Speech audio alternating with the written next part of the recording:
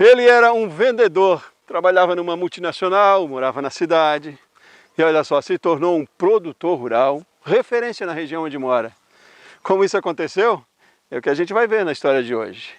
Essa é a história de Júlio Felistrecker, produtor de suínos e de gado, em 13 Tilhas, no meio oeste de Santa Catarina.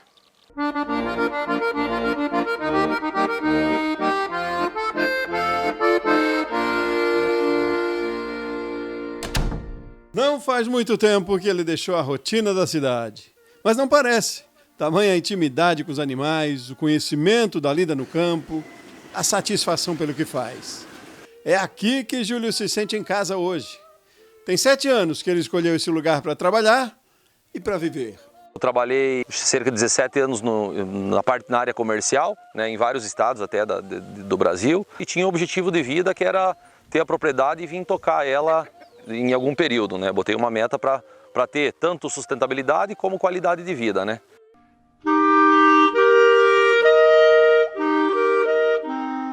Júlio é natural de 13 Tilhas, uma das cidades mais encantadoras de Santa Catarina. Tudo é bonito aqui, parece um cenário.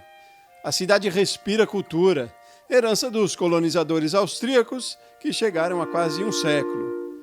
A mudança do Júlio da cidade para o campo tem influência de uma herança antiga também. Meu avô, ele trabalhava com agricultura, meu avô e minha avó, tanto meu avô paterno como meus avós maternos, né? Júlio encontrou dia desses um registro precioso do tempo do avô, seu Reinoldo. A carteira de habilitação para veículo de tração animal, olha só. Tem até os comprovantes de pagamento das anuidades na década de 70, quando Júlio nem tinha nascido ainda. Júlio tem 36 anos, faz 7 que ele comprou a propriedade. Toda a estrutura instalada aqui, foi ele quem fez. Era só a área de terra mesmo, né? E como eu tinha um sustento de fora, eu comecei a investir minhas fichas, no caso aqui na propriedade, justamente para começar a desenvolver esse projeto que eu queria para buscar essa sustentabilidade. Ele começou com gado de corte e logo investiu na suinocultura. Tem 2 galpões hoje na propriedade com 2.500 suínos na fase de terminação. Daqui os animais saem prontos para o abate. Todo o trato é automatizado e nada é desperdiçado aqui, nem a água da chuva. Ela passa por um processo com areia, brita, que é um processo de decantação, vai para a nossa cisterna, né, que tem capacidade hoje de 1.500.000 litros. Aí essa água é preparada, clorada e reutilizada no consumo animal. A criação de suínos já foi a principal atividade na propriedade do Júlio. A menina dos olhos passou a ser a pecuária de corte, com uma diferença do início: o sistema de criação. Antes ele fazia a engorda do gado. Só que eu estava bastante descontente naquele momento, por questão de lucratividade. Eu precisava de alguma coisa que casasse a suinocultura e me desse um sustento aqui na parte de campo da pecuária também. Aí Júlio procurou o Sindicato Rural do município de Água Doce, que é próximo da propriedade dele, e conheceu o trabalho desenvolvido pelo Senar, que transformou não só o sistema de criação, mudou o cenário no campo e os números também. Júlio aderiu ao ATEG, o Programa de Assistência Técnica e Gerencial do Senar para a bovinocultura de corte. Com a vinda do Senar, eles deram um norte para nós e eu acabei engrenando na parte hoje de produção de novilha de corte. Hoje eu vendo novilha prenha para produtores, para reposição e tal, sabe? A agilidade na mudança de sistema fez toda a diferença para o Júlio. Esses sistemas são muito demorados para você ir migrando. E com essa ideia do Senar, pela experiência que eles tinham e o ATEG, a gente acabou indo num ponto mais objetivo, com menos espaço de tempo. E tudo que é tempo acaba sendo dinheiro, porque se você entrar para uma produção de terneiro, por exemplo, você demora lá 2, 3 anos para ter essa produção, para daí você enxergar o resultado.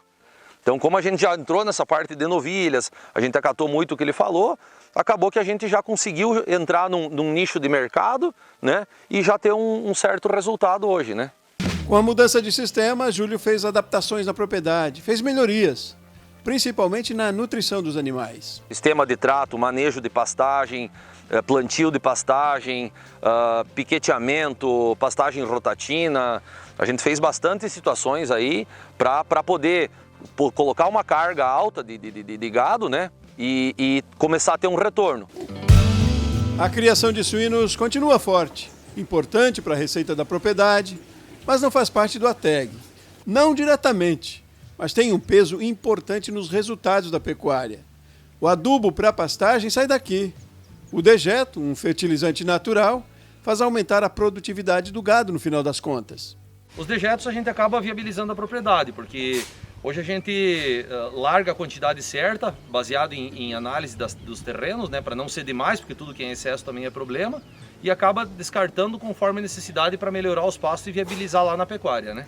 Tá aí o casamento das duas atividades que o Júlio tanto procurava, com resultados já. A propriedade dele tem 50 hectares. No pasto são hoje 150 animais, com potencial para 200. Júlio diz que hoje, com o pasto bem adubado, com um manejamento correto, ele consegue uma lotação de 8 animais por hectare. Antes, trabalhava com 3, 2, em alguns lugares até um só. Os resultados, as ações, o planejamento, tudo é acompanhado de perto pelos técnicos do Senar, agrônomos, veterinários. Lucas é quem atende o Júlio. Todo mês ele faz uma visita à propriedade. Não tem nem 2 anos que o ATEG começou a ser aplicado aqui. A gente tem muita coisa na propriedade para fazer ainda, né? A gente fez aí, eu acredito que nesse período a gente fez para ver como também não é nada tão fácil. A gente fez cerca de 40% do que tem que fazer. Eu tenho muito para melhorar ainda e inclusive questão de números, né? A gente pode ir muito para frente ainda. O planejamento, os investimentos, a vontade de fazer. Não tem receita de sucesso, mas depois das experiências que viveu, Júlio tem algumas certezas. Tem muita gente hoje descontente no campo, mas se acabar vendo o outro lado, vendo a parte da cidade, vai ver que lá também tem muito mais dificuldade, né? Eu, graças a Deus, tive a oportunidade de conhecer os dois lados. Investir na parte da agricultura hoje vale a pena, né? A sucessão vale a pena, as coisas mudaram, né? Hoje tem muitas ferramentas que você consegue melhorar, né? Eu acho que tem que buscar novos conhecimentos, buscar informação e isso vai fazer toda a diferença, né? A visão sobre os negócios conta muito nos resultados. Cada vez mais é preciso enxergar a propriedade como uma empresa, lembra o Júlio. Tem um grande faturamento e se a gente não tocar realmente como uma empresa, eu tenho a total convicção que não vai dar certo. Tem que ser feito conta, tem que ser feito planilha, o que dá resultado, o que não dá resultado. O contador de formação, vendedor a maior parte da vida, é produtor rural na íntegra hoje. Júlio tem funcionários para dar conta do trabalho, mas veste a camisa como quem já nasceu para isso. Eu sempre gostei da agricultura, né? Pecuária, agricultura, enfim, né? Júlio é casado com Elaine. Eles ainda não têm filhos e ela trabalha na cidade, numa loja da família. Por enquanto, o projeto de mudança que ele se propôs a fazer cativou a Elaine também.